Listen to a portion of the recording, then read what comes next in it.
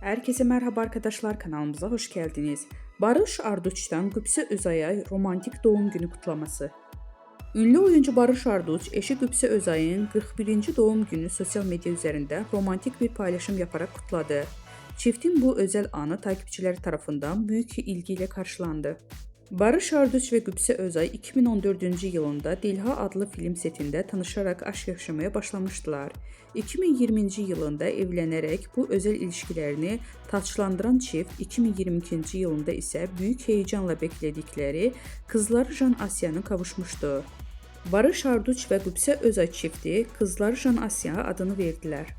Özel hayatlarını gözlerden uzak tutmayı tercih eden ünlü çift, zaman zaman ayrıldıkları iddialarıyla gündeme gelmişti.